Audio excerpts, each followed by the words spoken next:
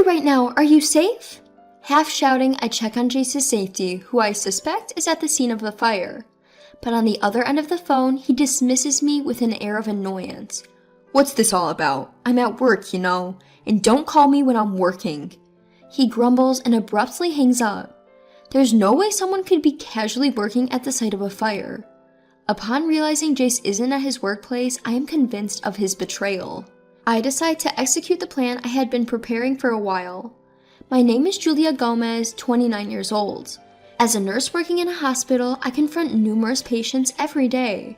Even now as an adult, I enjoy being of help to others, having always been told that I'm good at caring for others and I enjoy taking care of people. That's why I even think of nursing as my true calling. I have a beloved husband, Jace, whom I've been married to for 2 years, and we've enjoyed our married life in his company housing. I met Jace through a mutual acquaintance 3 years ago. At a drinking party where a few friends gathered, Jace, perhaps because of his shyness, got drunk at a fast pace and went down early. Whether it's because of my profession as a nurse or my inherent personality, I couldn't leave a drunk Jace alone and ended up taking care of him at my place, despite it being our first meeting. The next day, Jace, who didn't remember anything, said with a serious look, "I'll take responsibility," to which I burst out laughing. After explaining the situation to the confused him and assuring him that nothing inappropriate happened, he apologized sheepishly. That's how our relationship began, and we got married after dating for a year. Now, as we approach our 3rd year of marriage, we don't have any children yet, but I believe I can build a warm family with Jace. However, recently his work has been busy, his weekend work has increased, and he often comes home with a cold attitude. Moreover, even when we're sitting on the sofa watching TV together, he's constantly looking at his smartphone screen and sighing deeply. At first I wondered, did I do something to upset him? And I tried to recall my actions, but nothing came to mind. Gradually, I became worried about Jace's health, so I started researching well-balanced menus and preparing more substantial meals for his lunchbox and dinner. On that day, my hospital operates on a 2-shift system of day and night, and I was originally scheduled to work the night shift that day. However, I got a message from a colleague the day before asking me to switch from night to day shift, so I quickly changed to the day shift. I had originally told Jace that I was on the night shift, so I intended to tell him about the shift change, but things were hectic and I ended up contacting him on the day itself. I sent him a message saying, "I switched to the day shift today, so I'll cook dinner and wait for you," but the reply was slow to come. I thought he might be busy with work, and while I was focusing on my duties, a few hours later I got a reply saying, "Understood." Before, even during work, he would reply quickly and sometimes use emojis in his texts, but lately, his replies have been short. Is he that busy, or is this what happens after 2 years of marriage? Feeling a little lonely, I hurried home after buying ingredients at the supermarket after work, determined to cook a nutritious meal again today. Today's cooking was a great success, even by my standards. I dish up the finished meal, take a quick photo, and post it on my cooking account on social media. While I enjoy cooking for Jace, posting photos of my cooking on social media has also become something I look forward to. A few minutes after posting the photo, I get a notification on my social media. Haha, they're commenting again so soon. One of my cooking friends I met through my social media cooking account has been commenting a lot lately. It was refreshing to have a connection different from my work colleagues, and it made me happy. While I was doing that, Jace came home from work, and I, who had been waiting to have dinner with him, hurriedly reheated the food. "Welcome home, dinner's ready. Did you have a busy day again?" Thanks. Yeah, I guess so, I'm tired. But more importantly, you had a sudden shift to day work, huh?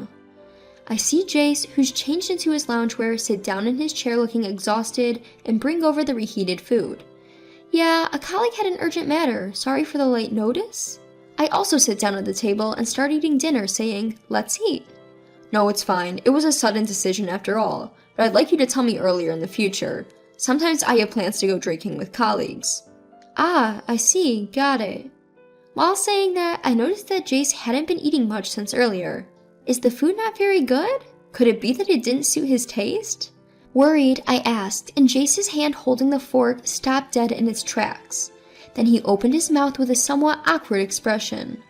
"No, that's not it. I just don't seem to have an appetite. Sorry, I'll eat it for breakfast tomorrow." Jace, giving a forced laugh, said, "Thanks for the meal," got up from his seat and headed towards the bathroom. More than half the food was still left on the table, just as I thought.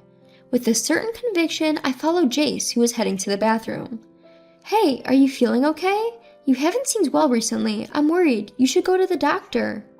Jace, brushing his teeth in the bathroom, rinsed his mouth and laughed off my words. "I'm fine. Oh, maybe it's because I haven't been exercising lately. I'm going for a walk now." Saying this, Jace tidied himself up and quickly headed to the front door. "I'll go with you," I said, but was gently turned down. Even more worried, I decided to secretly follow Jace, who'd gone out, just in case he collapsed on the way, so I could go help right away. Even though that's what I was thinking on the surface, somewhere in my heart there might have already been a different anxiety swirling around.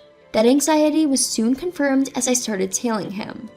Contrary to my concerns, Jace, who was walking spiritedly, stops in front of a park a short distance from the house. He looked around and seemed to be contacting someone on his smartphone. Then, a white car pulled up.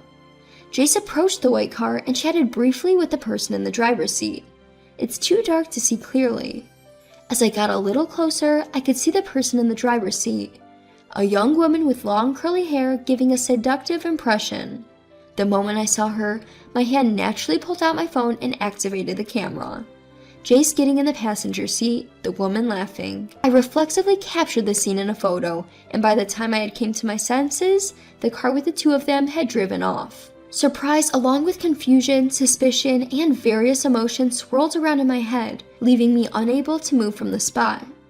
Then, a message came from Jace saying, "I bumped into a friend, so I'll be home a bit late." A friend? By chance? The scene from earlier was burned into my eyelids, and I just couldn't bring myself to believe Jace's words. That night, Jace didn't come home until after 1 a.m. My anxiety had reached its limit when, with the tears spilling out, I thrust the photo I'd taken at Jace. Seeing the photo, Jace froze, then quickly laughed it off. "Oh, I just ran into a client salesperson while I was on my walk." "I was just giving advice, nothing more. Trust me." He looked at me with a sad expression like a victim, giving me the sense that he wouldn't allow any further questioning. After that, Jace's work became extremely busy, and I often had to work overtime on the days when I was on the day shift.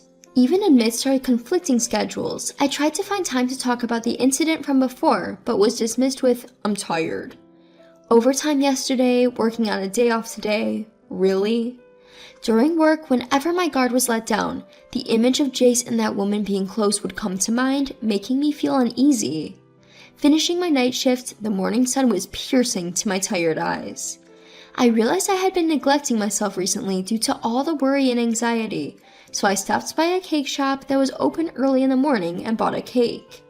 With my mood slightly lifted, I left the store and took a different route home. There were many hotels in this area, and I often saw couples that looked like they were up to something, but maybe because it was early morning, there was a quiet atmosphere. While walking carefully so as to not damage the cake, thinking things like, "I have some tea at home, maybe we can drink it together," I caught a glimpse of a young man and woman coming out of a hotel on the opposite sidewalk. I casually glanced over and froze.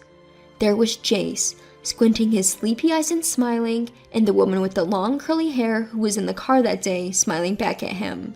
The cake I was holding slipped from my hand and squished as it hit the ground.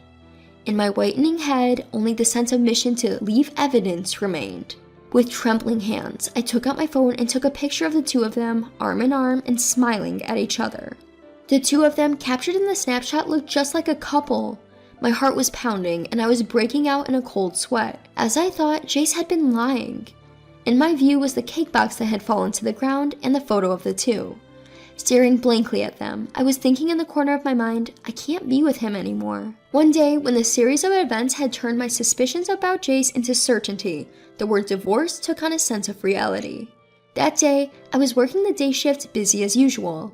Just as I was handling a phone call, I heard sirens from far off, and could tell that fire trucks were passing through the neighborhood. It wasn't just one, but 2 or 3 in succession, which made me worried that there might be a fire somewhere. After finishing the call and taking a breather, 2 of my colleagues who had gone to the patient's room returned, talking about how scary it was. "Good work, what happened?" Thinking there might be some trouble, I asked, and they lowered their voices to tell me, "There's a fire at Company A. A patient we just passed in the hall said so." Company A? A fire? The moment I heard those words, a cold sweat trickled down my back. Excusing myself to my colleagues and gripping my phone, I quickly headed to a secluded spot. Company A, where the fire was reported, was where Jace worked. With a prayer-like feeling, I called Jace. As usual, I had seen him off to work that morning. Since the series of events, we hardly saw each other at home and talked less, but I never missed seeing him off in the morning. Please pick up. As if my prayer had been answered, on the third or fourth ring, I heard Jace's voice say, "Hello? Where are you? Are you okay?" To me, who was half shouting to confirm his safety, the man himself sounded annoyed. "What's the matter all of a sudden? I'm at work, you know, and don't call me during work hours." He grumbled and hung up after a single sentence. Only the end of call tone, a beeping sound came through my earpiece.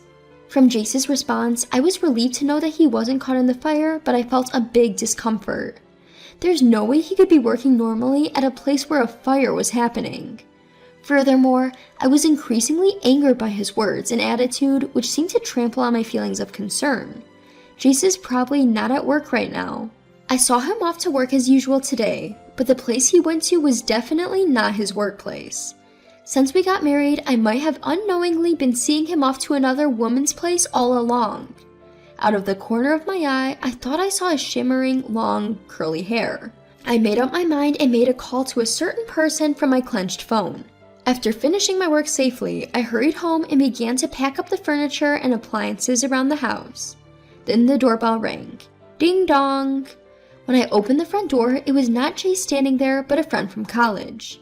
This friend knew about me and Jace's situation and had volunteered to help with this running away from home.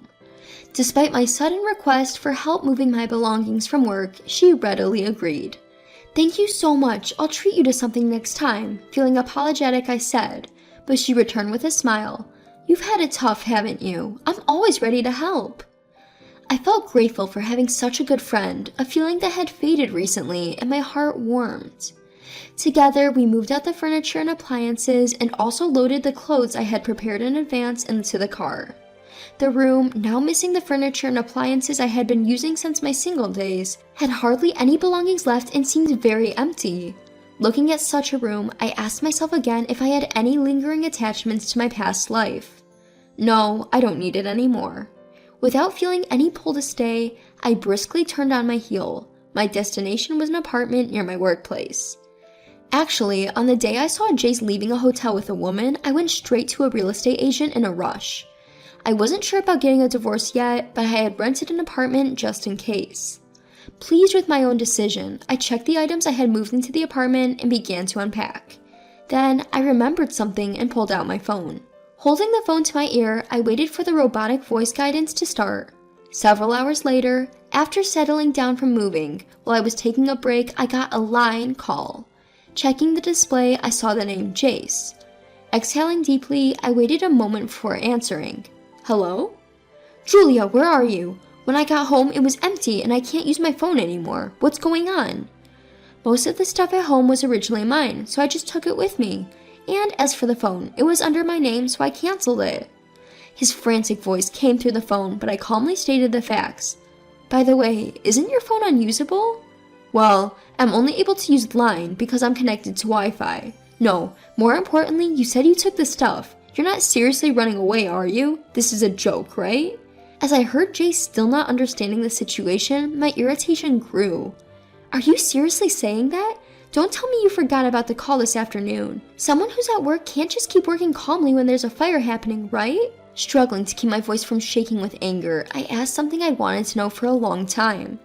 "Where were you and who were you with instead of going to work?" At my question, Jace took a breath and fell silent. After a brief silence, Jace, perhaps unable to withstand my silent pressure, reluctantly began to speak. "Look, the story about bumping into a female client while walking, it was a lie. The truth is, she's a colleague from work and I was at her place today." What Jace confessed was the story I had anticipated. He had been involved with the company receptionist, Savannah, for about 6 months. He had been seeing her on the days I worked the night shift. But recently, as Savannah became more demanding, he had lied about having to work overtime on his days off just to see her. And today, they both had taken paid leave and spent the day at Savannah's house. They only found out about the fire when Savannah's phone received a call from their office. Having confessed everything, Jace still pleaded over the phone. "I want you to forgive me." I thought, what a joke. "I'm glad to finally hear the truth from you, Jace. Despite our short marriage, I was doing my best to build a good family life." Over the phone, I could tell that Jace was trying to stop me, saying, "Wait," but I ignored him and said, "I want a divorce due to your infidelity. Let's discuss the issues of damage through our lawyers. Goodbye." Jace seemed to have something else to say, but seeing my firm stance, he finally gave up, murmuring, "Okay." Afterwards, the fire at Company A was reported in local news, becoming quite a big story. Seeing the news, I froze. The culprit behind the fire was none other than Jace's mistress, Savannah. Early in the morning, Savannah had snuck into the company's conference room, pulled a thread from the edge of a curtain, and lit it with a lighter. The fire quickly spread throughout the curtain, resulting in the conference room being burnt down. Fortunately, the building itself only suffered minor damage, but from the surveillance footage, it was clear that Savannah was the perpetrator. As for her motive, Savannah said that the married man she was dating wouldn't divorce his wife, and even her threats of exposing their relationship to the company had no effect. She claimed she thought she had to do something drastic. To be honest, I didn't understand why anyone would want to commit a crime just to be with Jace. However, according to Savannah's colleagues, she often complained about being lonely. Perhaps she envied the married man who seemed to have everything, thinking that having him would fill her own loneliness. Thinking this far, I suddenly realized that feeling lonely even when you're with someone is far more painful. After the divorce talk, I hadn't been in direct contact with Jace, but the divorce proceedings were advancing through our lawyers. In the meantime, I heard about what was happening at Jace's company. After the fire broke out, Jace, who knew nothing about it, was apparently surprised when he heard the truth about the incident from the company's general affair representative. Savannah was arrested immediately, and news of their relationship spread quickly throughout the company. Unable to bear the gossip any longer, Jace resigned from his job. Hearing about all this, I felt a tiny bit of sympathy, but I mostly thought that Jace had brought this upon himself by choosing another woman. With that in mind, I went through the divorce process without much emotion, and we successfully divorced. The process was made smooth by the pictures of Jace's infidelity that I had taken on my phone. Additionally, I made sure that the alimony was properly paid from Jace's severance pay. Now that my connection with Jace was completely severed, I was enjoying living alone in my new apartment where I had become quite settled. Perhaps I had been neglecting myself by always putting others first. While continuing my job as a nurse, I started to enjoy cooking, which had been my greatest pleasure during my marriage with Jace, just for myself. In the morning, I opened the window of my apartment to let in the fresh air. Glancing outside, I saw a family of 3 walking together happily. Seeing that, I felt no regret at all, and rather, I felt excited thinking about my future. Just then, my phone buzzed. I returned to my room and couldn't help but smile at the screen. I had hit it off with someone I connected with on a cooking account on social media, and we had become close in no time. We had made a plan to cook together that day. Responding to the message saying, "I'll be there soon," I got started on preparing the meal we were going to cook.